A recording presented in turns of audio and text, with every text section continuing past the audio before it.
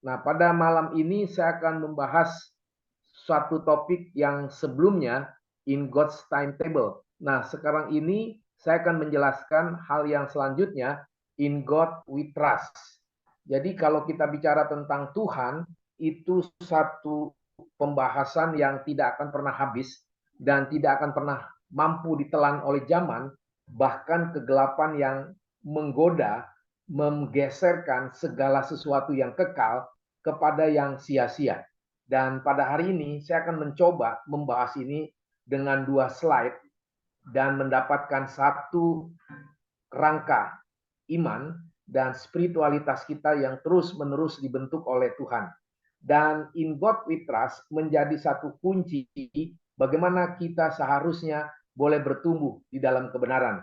Sehingga in God we trust kita mendapatkan satu keintiman beribadah kepada Tuhan secara pribadi, tidak hanya di gereja kita, tetapi benar-benar kita menemukan isi hati Tuhan dan belajar seluruh kegenapan waktu Tuhan menjadi respon iman kita secara total berserah kepada Tuhan. Inilah yang sebenarnya kita sebagai manusia tidak pernah sadar. Akibatnya kita mengalami kekosongan batin. Akibatnya kita berada di persimpangan jalan. Dan kita akhirnya sungguh-sungguh mau berteriak butuh Tuhan kalau mau mati karena sakit berat. Ini yang menjadi satu kekecewaan hati Tuhan. Sehingga di dalam slide yang akan saya tampilkan sangat sulit dan sangat menegangkan bagaimana kita seharusnya berada di dalam kebenaran. Dan di dalam slide ini kita akan mengolah seluruh kebenaran Tuhan, sebagian dari ayat-ayat yang tertulis dari Mazmur, Yeremia, dan lain sebagainya, dan kita mencoba membingkai ulang di dalam satu tata pikir dari Tuhan sendiri, dan bagaimana kita melihat, mendeteksi seberapa jauh hidup Anda dan saya di kegelapan dunia ini. Kita mengetahui dengan pasti, seringkali kita sebagai orang Kristen ternyata bukan Kristen, ternyata kita hanya KTP-nya Kristen, hidupnya ke gereja masing-masing, beribadah, bernyanyi, ada yang joget-joget, ada yang serius, dan lain sebagainya. Tetapi kita tidak hidup menikmati seluruh kegenapan waktu Tuhan, apa yang tertulis di dalam firman-Nya menjadi satu booster untuk kita menangkap esensi, substansi yang sesungguhnya di dalam iman kita kepada Tuhan. Maka in God's we trust menjadi satu perbendaharaan iman yang Anda dan saya harus mempelajarinya dengan serius, bukan dengan main-main. Maka tidak heran ada gereja yang penuh, ada gereja yang sepi. Tetapi bukan masalah sepi atau penuh. Pertanyaannya adalah yang penuh dan yang sepi, apakah hati setiap jemaat yang hadir dipenuhi roh? Kedua, apakah setiap jemaat yang hadir dipenuhi pikiran-pikiran cerdas? Dan apakah jemaat yang hadir mengalami satu diri kerelaan untuk mengabarkan Injil, sehingga orang yang hadir merasa haus dan lapar belajar kepada Tuhan di dalam pembelajaran? Maka Areopagus Heart to Heart ingin memberikan satu rahasia bagaimana sesungguhnya kita sebagai orang Kristen berespons di dalam perubahan. Memang tidak mudah orang mau hadir, mau belajar. Pergi ke mall, pergi ke diskotik, pergi segala liburan-liburan, lebih banyak waktunya dan tidak mendapat apa-apa. Hanya foto-foto, tetapi tidak ada makna di belakang pergi ke liburan, di belakang makanan-makanan yang begitu enak, begitu sukacita, tapi maknanya apa?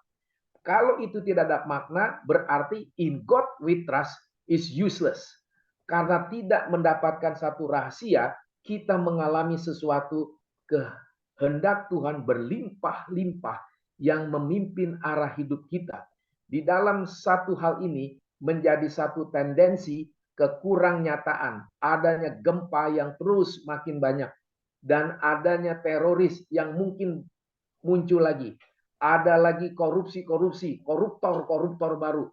Ada lagi pemutusan hubungan kerja. Ada bagian-bagian yang lain lagi akan memberikan satu fakta bagaimana sesungguhnya kita sebagai orang Kristen memahami perbendaharaan apa yang kegelapan dunia ini memberikan tawaran yang menakutkan. Jadi teman-teman, apa yang akan saya bahas in God we trust di dalam 2 slide akan menemukan satu reference of terms dari Alkitab itu sendiri dan bagaimana sesungguhnya kita akan menemukan sesuatu yang meneduhkan jiwa kita. Maka makanan yang masuk ke dalam jiwa kita, makanan apa? Makanan yang disediakan oleh rumah tangga kita masing-masing, restoran, atau makanan yang bersumber dari kekal, bersifat kekal, memimpin kekekalan di dalam setiap umat, hanya umat percayanya yang bisa mengunyah dan menyerap seluruh yang kekal itu menjadi satu sukacita yang luar biasa. In God's we trust. Nah, saya akan masuk ke bagian ini. Nah, ini akan menjadi satu hal yang menarik di dalam bagian pembahasan saya. Nah, di sini saya memberikan point of view WNP. W-nya itu wealth, ya. N-nya itu names, P-nya itu adalah position and powers. But anyway, saya akan memberikan hal yang utama di dalam gambar yang di atas ini sebelum yang di bawah. Saya selalu membuat mapping seperti ini. Teman-teman harus menyadari hidup kita berada di dalam berapa umur Anda. Maka saya mengatakan moving forward to where? Kita langsungkah ke funeral ceremony, kuburan, atau age umur kita moving forward to what? I think there are two ways. Ada 2 jalan di mana setiap manusia menjalani realita seperti itu. Maka kita lihat COVID yang sudah makin melemah, tapi muncul lagi, gempa muncul lagi, membuat orang hanya terkejut, bukan mencari Tuhan, tetapi hanya terkejut sebentar, bukan serius di hadapan Tuhan untuk beribadah, untuk berserah, untuk kabarkan Injil, untuk benar-benar menikmati pikiran Tuhan yang luar biasa. Tadi sekitar jam berapa saya lupa, saya lagi membaca Alkitab, tiba-tiba goncang, ya, di Jakarta itu dari Sukabumi. Nah, dari situ saya lihat langsung orang sadar, langsung syok.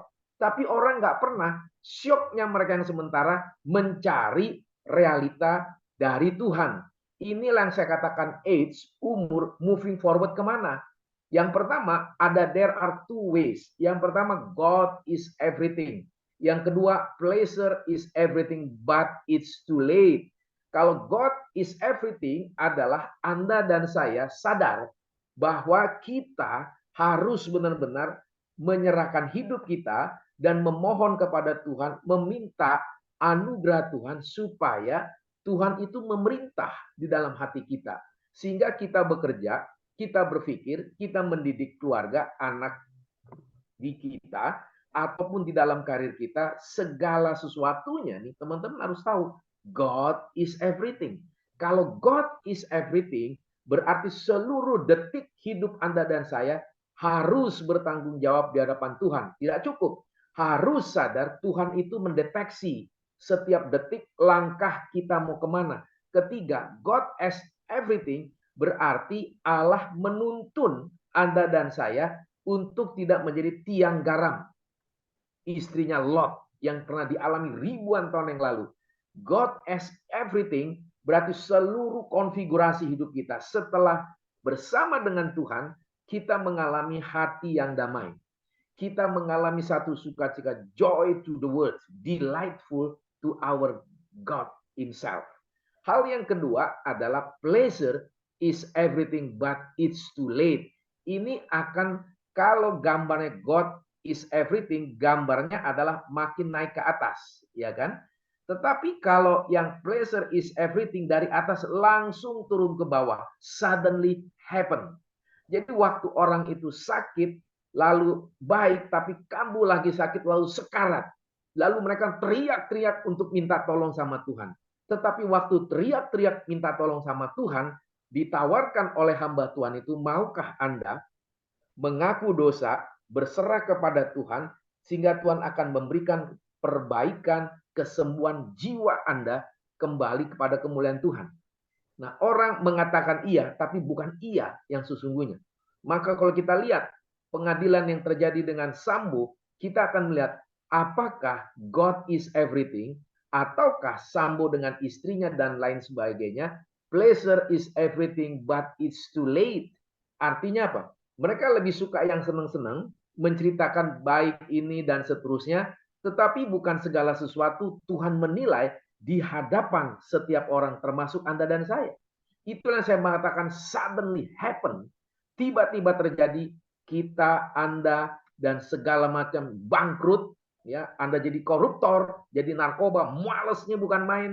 Dan langsung memberi alasan tipu sana sini. Bisa kita lihat begitu banyak hoax, begitu banyak dari acara-acara di medsos dengan segala sesuatu penempatan yang sangat baik seolah-olah menjadi viral yang benar tetapi menyesatkan.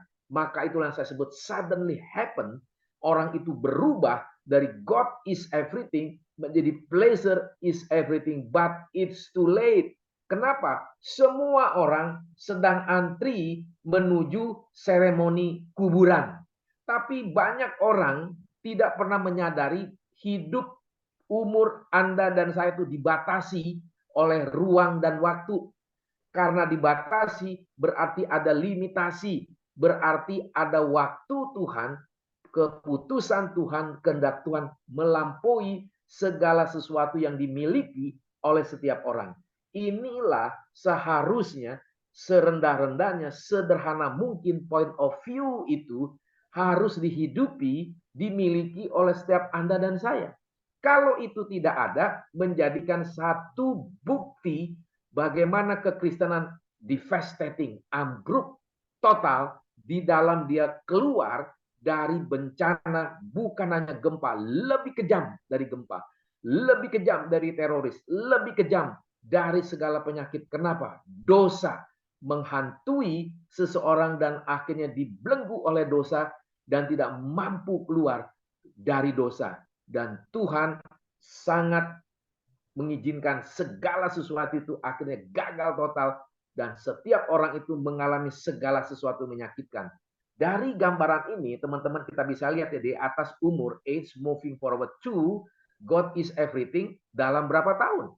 Atau nanti dalam tahun keberapa tiba-tiba suddenly happen, pleasure is everything but it's too late. Tiba-tiba mereka hanya senang.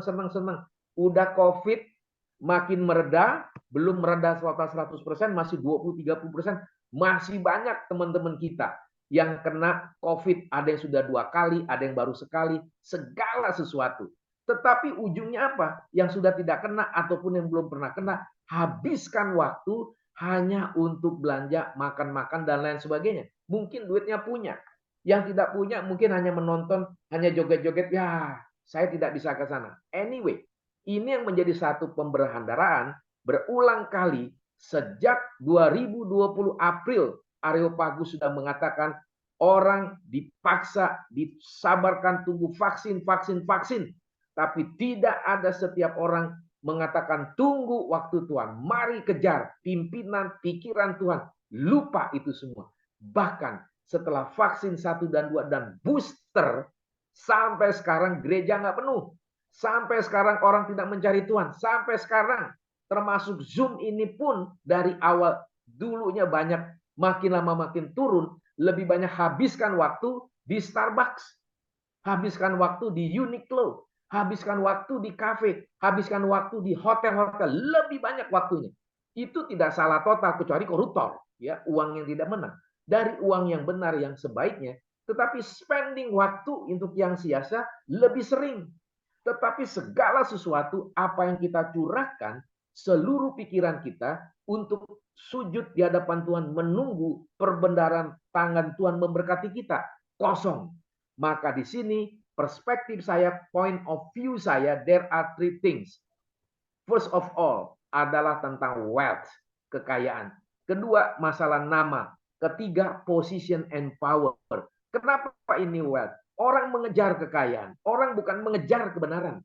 Orang bukan mengejar kekayaan yang ada di dalam firman. Setiap ayat itu mengandung kekayaan yang tidak dihabisi oleh waktu.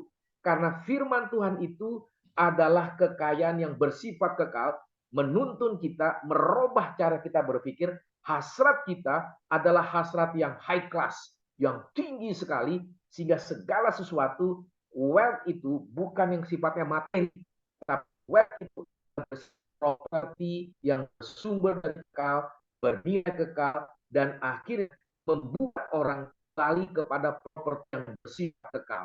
Itu yang hilang. Maka goal setting kita di dalam wealth dan nama itu apa?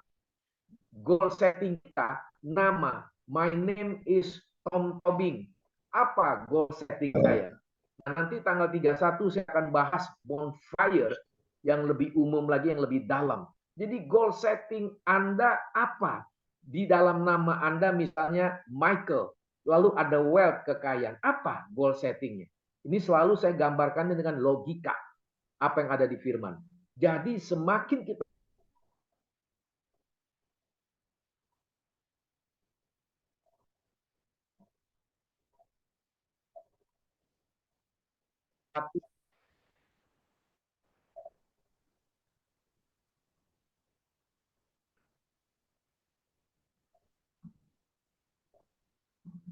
ya, sesuatu yang sangat bijaksana.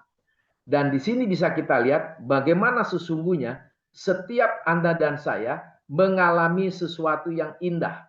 Dan mengalami sesuatu yang indah, my name is siapa. Jadi nama seseorang itu akan menentukan sejarah langkah hidup dia.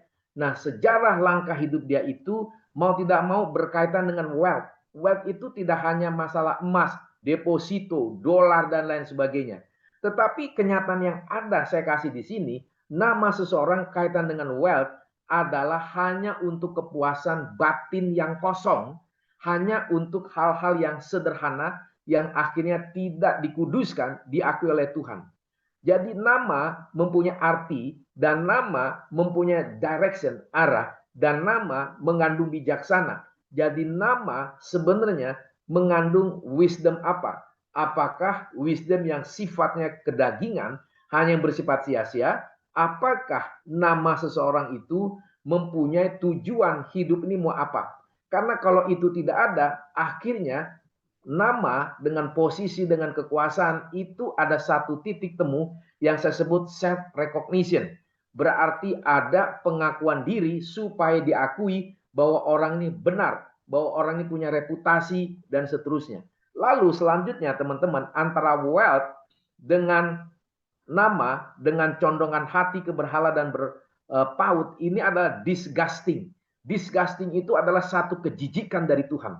Tuhan itu jijik kepada setiap orang yang tidak mengkorelasikan hidupnya kepada perintah dan kehendak Tuhan dan penetapan apa yang sudah Tuhan katakan dari firman-Nya perjanjian lama sampai perjanjian baru.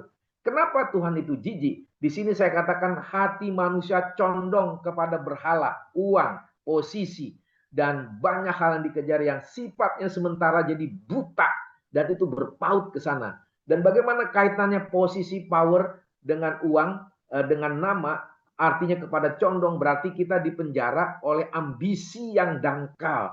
Tidak ada lagi bijaksana, tidak ada lagi sukacita yang sesungguhnya, mengakibatkan orang itu jeblok, devastating, yang menakutkan dan memalukan. Jadi posisi dan power ini akhirnya dari gambar ini kita bisa lihat funeral ceremony itu mau tidak mau kepada life story notes. Catatan-catatan hidup seseorang akan dibaca, dilihat dari Google ratusan tahun yang akan datang. Sehingga di sini saya katakan valued by later generation. Berarti setiap orang dari generasi ke generasi mengalami satu kegelisahan dan akhirnya harus sadar, dinilai oleh generasi kita di bawah. Jangan tiong-tiong merasa kita aman karena wah hebat, kita punya kekayaan yang luar biasa. No, we must realize someday God will tell to your generation. Baik itu kepada Google, baik kepada apa yang kita tinggalkan. Jangan sampai apa yang kita tinggalkan itu hanya sebatas uang. Tapi tidak ada yang kita tinggalkan pikiran-pikiran kita yang diurapi oleh Roh Kudus dan kesaksian-kesaksian kita yang akhirnya dipakai oleh Tuhan menjadi satu pembelajaran yang jangka panjang. Maka di sini dari gambar ini, life story notes itu mau tidak mau dari funeral ceremony. Jadi waktu orang masuk kuburan, menghadap Tuhan dan masuk ke wilayah tertentu, disitulah catatan hidup seseorang akan dinilai oleh generasi angkatan yang kemudian, baik itu keluarga, teman, anak, dan lain sebagainya. Jadi life story notes itu akan value by later generation. Jadi generasi Anda yang di bawah akan menilai dan akan berpikir, betulkah papa saya seperti ini? Kenapa orang tua kami, kakek kami, nenek kami tidak menghasilkan produktivitas, tidak menghasilkan peninggalan-peninggalan yang bersifat kekal, bersumber kekal, yaitu firman, dan apa yang dikerjakan itu menjadi sejahtera di keluarga itu, dan keluarga itu akhirnya makin mengejar segala sesuatu yang menjadi konfigurasi atau arsitektur pikiran Tuhan yang harus kita kejar. Kenyataannya apa? Ini yang saya katakan life story notes, yang ada adalah evil in the eyes of God. Kenapa? Dari condongkan hati Anda ke berhala dan berpaut karena spiritual blindness. Baca Alkitab nggak pernah, merenungkan Alkitab nggak pernah, memikirkan segala sesuatu menurut kehendak Tuhan tidak pernah, hanya memikirkan cari duit, kenapa gagal, kenapa masih nganggur, kenapa tidak berhasil, kenapa tidak sukses, kenapa. Jadi spiritual blindness. Jadi mata yang buta secara rohani akhirnya dangkal, akhirnya berpaut kepada berhala. Dan tidak hanya spiritual blindness, tapi soul emptiness. Berarti jiwa yang kosong. Kalau jiwa yang kosong akan menunjukkan satu kegagalan yang akhirnya evil in the eyes of God. Jadi ada kejahatan-kejahatan di mata Tuhan yang begitu merajalela bagi seseorang. Slide selanjutnya. Ini yang terakhir. Ini satu devosi and prayer from my mind. Nah, saya akan baca dulu di sini dari gambarnya adalah my solitary one and then enjoy eternal life now. Saya akan membacakan di dalam Mazmur 83. Dari Mazmur 83 menjadi satu sukacita yang sangat luar biasa. Apa yang saya baca ini menjadi satu kesegaran dan sukacita yang tidak ada habis-habisnya. Firman Tuhan berkata demikian, Mazmur 83 ayat 1. Ya Allah, janganlah engkau bungkam, janganlah berdiam diri, dan janganlah berpangku tangan, ya Allah. Ini satu teriakan, satu desakan dari Daud di dalam himpitan musuh sedemikian rupa. Dia under siege, artinya apa? Dia dibelenggu, dikepung oleh kesulitan, hatinya menjadi panas, menjadi kering, dan hatinya berteriak-teriak karena sepertinya Tuhan tidak bertindak kepada musuh yang sedang melakukan itu. Coba kita lihat lagi di Mazmur 13 ayat 1. Ini pun juga mengagetkan kita dan mengakutkan kita. Mazmur 13 ayat 1 atau ayat 2 ini sebenarnya. Mazmur 13 ayat 2. Berapa lama lagi Tuhan kau lupakan aku terus-menerus? Berapa lama lagi kau sembunyikan wajahmu terhadap aku? Berarti di sini ada ketersendirian, ada satu penyesalan diri, sudah makin intimasi dengan Tuhan begitu rapat, dan satu kehidupan yang makin memuliakan Tuhan, berdevosi setiap hari, setiap saat. Sepertinya Tuhan bungkam, Tuhan tidak jawab. Kita harus, saya sebut my solitary one.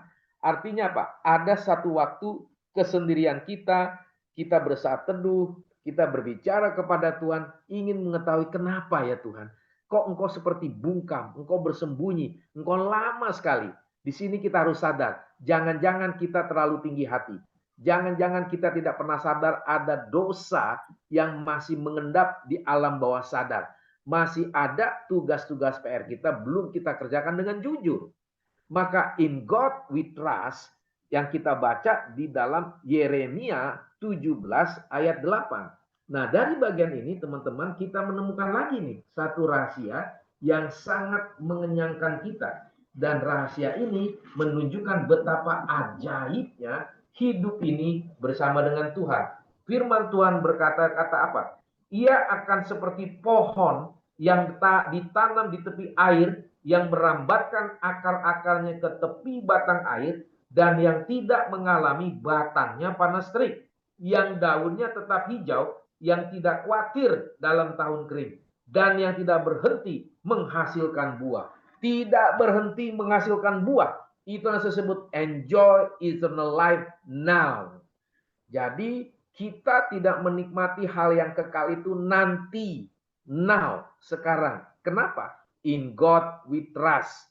Berarti kita ada kedekatan dan melekat kepada isi hati Tuhan, perbenaran iman kita di dalam doa kita, di dalam kesungguhan kita, dan akhirnya kita menikmati hal-hal yang begitu menghidupkan, menghangatkan Anda dan saya.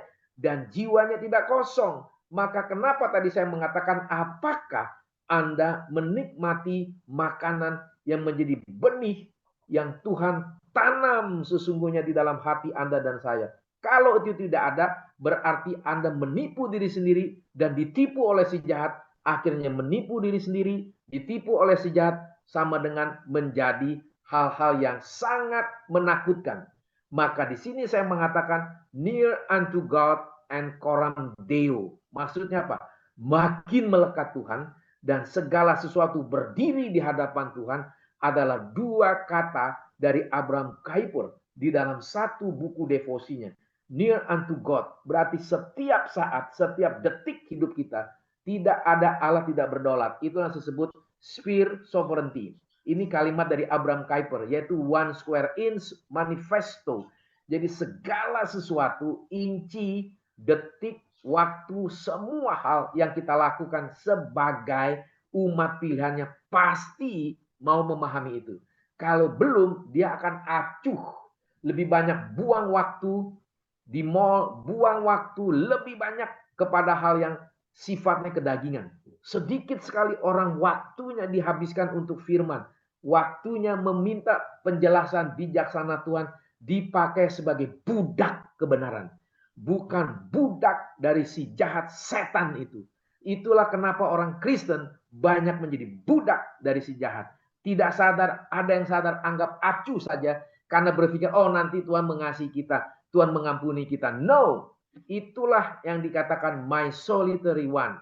Mazmur 83 ayat 1, Mazmur 13 ayat 1 akan mendeteksi iman pribadi Anda dan saya seberapa jauh kita menyelami seluruh kehendak Tuhan yang Tuhan akan membentuk Anda dan saya menjadi pribadi yang diselamatkan, yang berbeda, akhirnya menerobos kegelapan, diterangi oleh terang itu sendiri, ditelan oleh terang yang sesungguhnya di dalam nama Yesus Kristus. Maka near unto God and coram Deo, berdiri di hadapan Tuhan, dan Tuhan tidak akan pernah salah menilai Anda dan saya. Inilah menjadi kerinduan saya, membagikan bagian in God we trust. Betulkah Anda dan saya in God we trust? Maka saya akan but and why. Tetapi dan mengapa? Dari sini saya mengatakan distorted heart. Jadi ada satu distorsi hati yang sudah dikacaukan sedemikian rupa. Coba kita baca Yeremia 17. Saya akan membaca Yeremia 17 ayat 9 dan 10. Demikian firman Tuhan. Betapa liciknya hati, lebih licik daripada segala sesuatu. Hatinya sudah membatu. Siapakah yang dapat mengetahuinya? Aku Tuhan yang menyelidiki hati, yang menguji batin untuk memberi balasan kepada setiap orang setimpal dengan tingkah langkahnya, setimpal dengan hasil perbuatannya. Wow! Kalau sudah terdistorsi, habislah. Liciknya hati menjadi hal-hal yang disgusting seperti awal tadi, yaitu yang menjijikan di hadapan Tuhan. Dan di sini bisa kita lihat menjadi persimpangan jalan seseorang di dalam menjalankan perjalanan hidupnya dan menghadapi konflik yang ada di depannya, di keluarga, bisnis, dan lain sebagainya. Menjadi crossroads. Akhirnya Anda dan saya mengalami God's wrath, yaitu murka Tuhan. Di mana itu? Yeremia 17 ayat 5, 6, dan 11. Demikian firman Tuhan.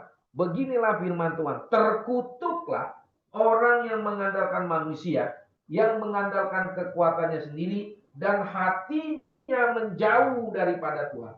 Dia akan seperti semak bulus di padang belantara. Dia tidak akan mengalami datangnya keadaan baik. Dia akan tinggal di tanah angus, di padang gurun, di negeri padang asin yang tidak berpenduduk. Waduh, sangat menakutkan. Crossroads. Nah, crossroads di sinilah mengakibatkan distorted heart, cross God's wrath, menjadikan kita benalu, mematikan di dalam diri, hati, jiwa seseorang. Dari God's wrath ini kita bisa melihat dari Yeremia 17:5 dan 11 dikaitkan dengan living in the ghost town. Ini satu judul lagu yang seringkali kita mengatakan dari Rolling Stones. Dari setiap acara COVID, suasana COVID yang mematikan, seluruhnya sepi. Sehingga seluruh apa yang ditampilkan dari videonya itu menunjukkan bahwa setiap kota yang besar, Milan, New York, Amsterdam, Paris, Real Madrid, Barcelona, India, even Jakarta dan lain sepi seperti kandang sapi atau seperti kandang setan yang tidak dapat dibatasi, mencari mangsa sedemikian rupa. Itulah yang saya sebutkan, setan open the door of destruction. Itulah kalau sudah Tuhan murka dan hidup di dalam kekuatan setan, akan menggerogoti jiwa dan tubuh seseorang. Inilah yang akan saya baca, Yeremia 17 ayat 13. Demikianlah firman Tuhan. Ya pengharapan Israel, Tuhan, semua orang yang meninggalkan engkau akan menjadi malu. Orang-orang yang menyimpang daripadamu akan dilenyapkan di negeri, sebab mereka telah meninggalkan sumber air yang hidup, yakni Tuhan. Meninggalkan sumber air yang hidup, yaitu Tuhan. Ini akan menjadi satu grogot jiwa tubuh yang tidak ada obatnya. Dan tidak ada kemungkinan dia lari dari murka Tuhan. Dan tidak ada kemungkinan orang itu akan hidup selama-lamanya seolah dia menjadi raja di dalam kehidupan. Perhatikan rekan-rekan. Itulah suara batin dibunuh oleh kejahatannya sendiri. Dan dia berani menolak hadirat Allah. Dan hatinya berkarat dan keropos menggerogoti dia, dan akhirnya kesedihan yang tidak akan ada obatnya dan kesukacitaan yang sesungguhnya tidak akan hadir, dan apa yang dihasratkan untuk mendapatkan kejernihan batin, kesukacitaan yang sesungguhnya habis di telan zaman, dan akhirnya hidup setiap orang di dalam keberadaannya akan mengalami kegagalan, dan Tuhan jijik melihat seseorang yang menghina dia, dan Tuhan akan menemplak, dan Tuhan akan menampar seluruh kepalsuan orang itu, dan akhirnya Tuhan akan menunjukkan bukan belas kasihan tapi keadilannya, dan orang itu akan dibuang dan tidak akan mengalami segala sesuatu yang benar. Nah, teman-teman, apa yang saya bahas mengenai bagian ini menjadi satu hal, menjadi berapi-api di dalam diri kita. Satu tema, in God's timetable, in God's we trust, dan selanjutnya 5 tema berturut-turut. Bukan satu tema yang sering dibahas, bukan satu tema yang sering dicari, bukan satu tema yang dirindukan oleh setiap orang untuk makin mengenal who is God, why God is alive, why God always demanding from us as the servant of God. Itu menjadi pertanyaan yang sesungguhnya sejujurnya harus dijawab dengan baik. Jadi teman-teman, dari 2 slide yang sederhana ini bisa kita menangkap substansinya, pemahamannya, esensinya, dasar pemikirannya, dan bagaimana kita respons kepada Tuhan tanpa ragu-ragu, dan kita berlari-lari di dalam kehendak Tuhan. Dan kita mengajak banyak orang datang ke Areopagus, datang ke Tosi, dan datang kepada setiap acara yang dilakukan oleh Tosi dan Areopagus. Tidak akan pernah rugi, karena segala sesuatu yang dikembalikan buat Tuhan. Kita cari jiwa, kita isi kebenaran, kita bawa berita perdamaian, kita ingatkan hukuman Tuhan, kita meyakinkan hidup berkualitas adalah kunci, the success story behind for us to be the servant of God truly. Janganlah kita menjadi seseorang yang tidak ada nyalinya. Tirulah pemain Jepang, sepak bola, Korea, Saudi Arabia. Begitu merajalela, walaupun kualitasnya belum begitu hebat. Seperti Saudi Arabia, kualitas domestik, tidak ada pemainnya yang berada di luar negeri, disewa oleh Inggris dan lain sebagainya. Korea, negara yang kecil, orangnya tidak tinggi. Jepang, tapi dia menunjukkan satu spirit yang luar biasa. Anda dan saya orang Kristen, kenapa tidak ada api? Kenapa tidak ada semangat? Kenapa tidak ada satu hal yang melawan arus, breakthrough, terobosan? Anda dan saya hanya teriak-teriak, oh Jepang gol, Korea gol, Saudi Arabia gol, menang, oh kalah dan segala. No, itu sesuatu yang biasa. Tapi kenapa dia menang? Kenapa dia kalah? Lihatlah itu di dalam perspektif biblical. Sehingga waktu Anda disebut the servant of God, akan melihat seluruh peristiwa itu di dalam bijaksana Tuhan, bukan di dalam hanya satu perspektif saja. Itulah Anda orang bukan anak Tuhan yang sesungguhnya. Anda masih di luar, bukan sebagai the servant of God, bukan menjadi the children of God, tapi hanya sebagai cheerleaders. Inilah yang sangat memalukan.